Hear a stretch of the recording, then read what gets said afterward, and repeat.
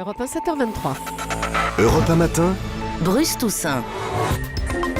Guy Birenbaum pour Vue du Net sur Europe 1. Bonjour Guy. Bonjour à tous. Alors dans les médias, sur les réseaux sociaux, on commente en continu les attentats de Boston, mais le web n'oublie pas d'autres attentats. Boston partout, Boston en continu. Pourtant, la ville américaine n'a pas été la seule zone touchée par des attentats ces derniers jours, comme le rappelle notamment Mathilde Sagère sur Slate.fr ou Benjamin Lemaire dans un très bon papier qui est titré « Chialons ensemble ».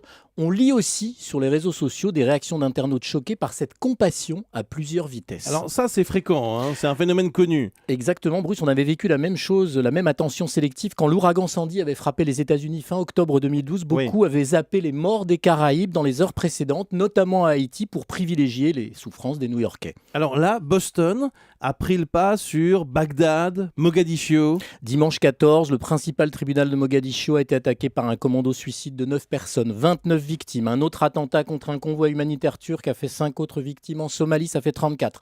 Lundi 15, le même jour que Boston, attentat à la bombe et à la voiture piégée. Plus de 60 morts à Bagdad et dans plusieurs autres villes de l'Irak. On en parle un peu quand même de ces attentats dans les médias. Oui, mais la couverture en images et en temps n'est pas comparable avec Boston. Ouais. Les médias ne sont pas seuls en cause d'ailleurs. Bruce, j'ai évoqué à ce micro hier la manière dont sur le réseau social Twitter, chacun suit en temps réel les événements de Boston. Ouais. C'est pas le cas pour des raisons évidentes en Irak ou en Somalie. Et puis d'abord, les réseaux sociaux, ils sont américains au départ. Mais la différence, elle n'est pas que technique ou médiatique. Nous sommes habitués à certains drames, nous sommes habitués à certaines morts dans certains pays. Nous ne les regardons pas, nous ne les analysons pas de la même manière. Eh bien, ceux qui nous le rappellent ont raison.